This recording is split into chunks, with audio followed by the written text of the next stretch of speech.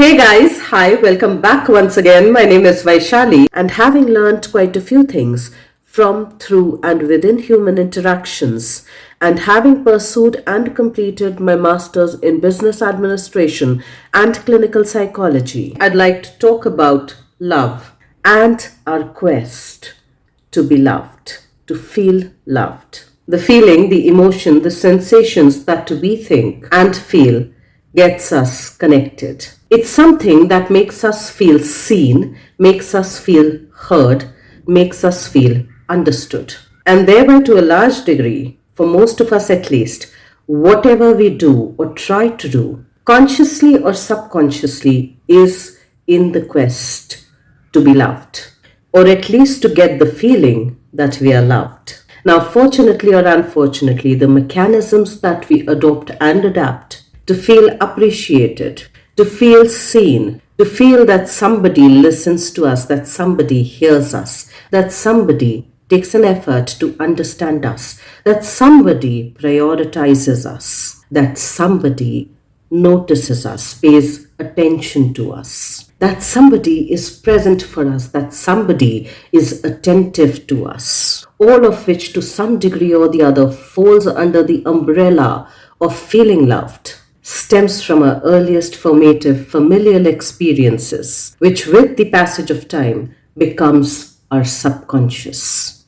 gets embedded, gets embossed into our subconscious and our unconscious. So when I say that most of us do everything or almost everything in the quest to be loved, to feel loved, whatever sam, dam, danda, bheda, tricks and tantrums we adopt and adapt in our thinkings, in our actions, in our vocabulary, in our behaviors, in our beliefs, is to a large degree inherently in the quest to seek love, in the quest to feel loved, in the quest to be loved. So whether it's trying to be a high achiever in life, wherein the limelight gets onto you, you get highlighted because of your accomplishments and your accolades. There's a part of us that believes that it is only through these accolades and accomplishments that somebody notices me, that somebody accepts me, that somebody appreciates me, that somebody acknowledges me. And thereby that belief that is essentially set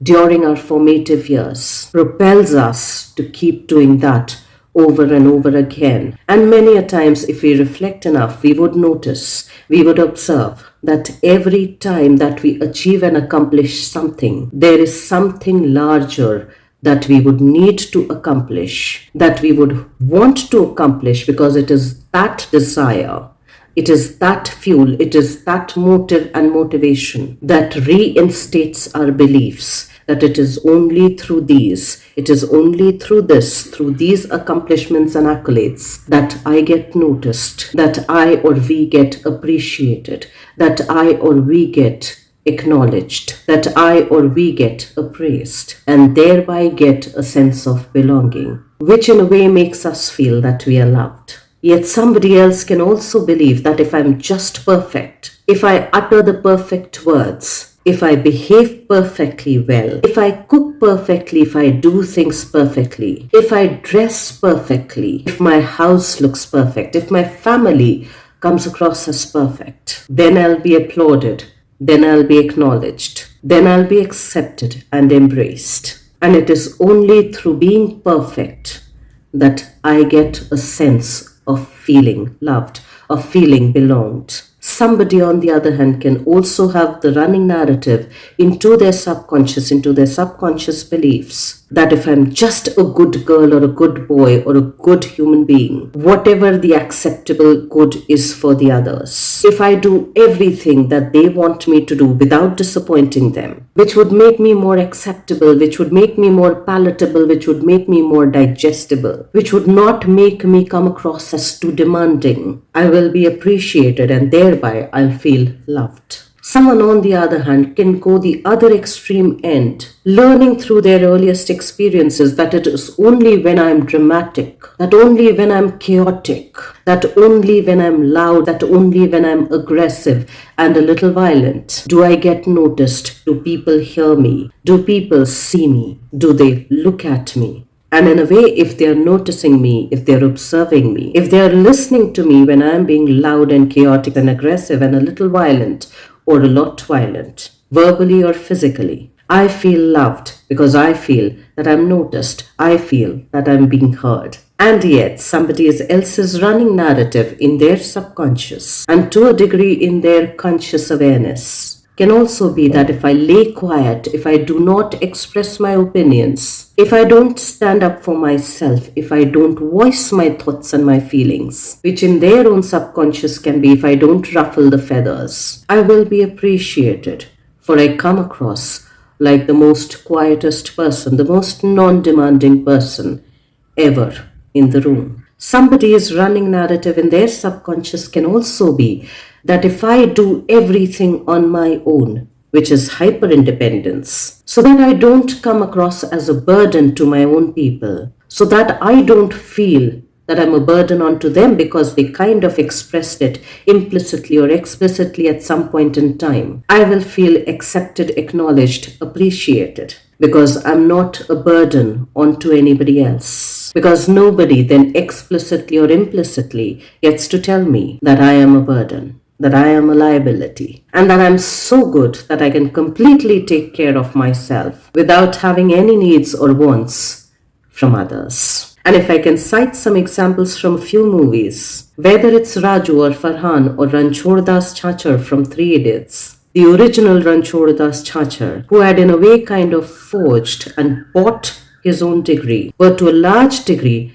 trying to find appreciation, trying to find acknowledgement, and thereby feel loved from their own family members, from their own parents. Even if we take the example of the movie PK, wherein this character Jaggu, who on the surface level comes across as rebellious, is also only trying to get the appreciation, the acknowledgement from her own father. Wherein towards the end of the movie, when she's talking about her own book that she has released, when she's doing the book reading of her own book, we can see her emotions when her father claps for her, whistles for her, and is filled with a sense of pride for her. We get to understand that it is the only thing that she had been looking for. It is the only quest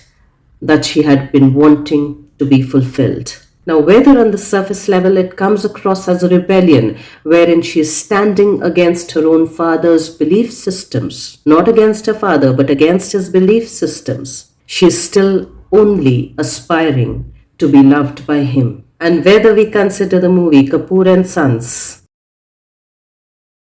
or slash and Badhai Do or slash and Dhoom Dham,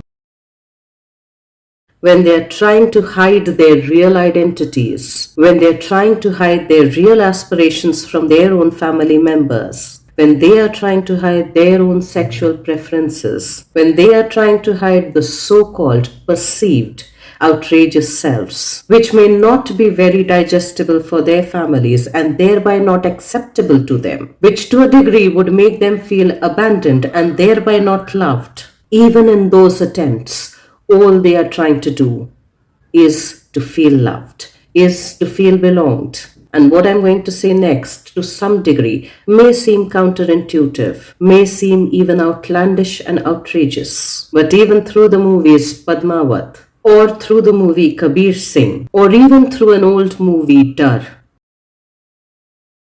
all of those characters in their own weird, whimsical ways, even if they seem violent, are trying to feel appreciated, are trying to feel loved. And thereby, in my understanding, to a large degree at least, whatever we are trying to do is in the quest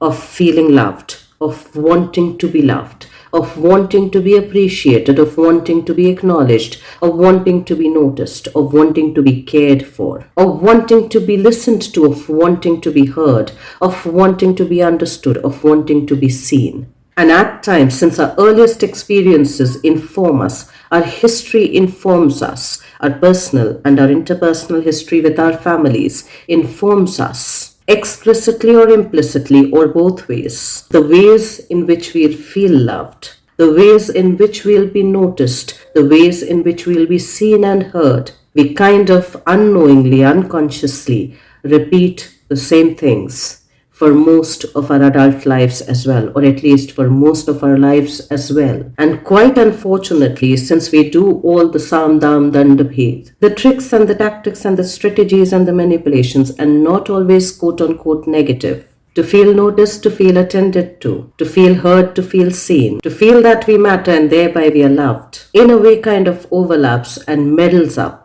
with another saying, all is fair in love and war, which in my personal understanding is a very twisted understanding of love, and thereby are twisted quests to feel loved. So let's try and truly reflect on all of the mechanisms, the Sam Dam Dandabhed, the tactics, the strategies, and the manipulations, mostly not on the conscious level but subconsciously, that we have adopted and adapted to get the sense or to make the sense of feeling loved. And let's, even on a very personal internal level, try and understand how far that has truly worked, or are we still trying to earn our love? How much time have we spent in trying to earn somebody's love? And have we, to some degree, in that quest for love, for wanting to feel loved, for having to earn to feel loved, are still running and chasing, wherein the goalpost keeps shifting a little forward every single time? Let's try and reflect on that, and I will see you once again the next week. Till then, stay tuned in. And guys, if you do like the contextual content of these videos, please do like, share, and subscribe.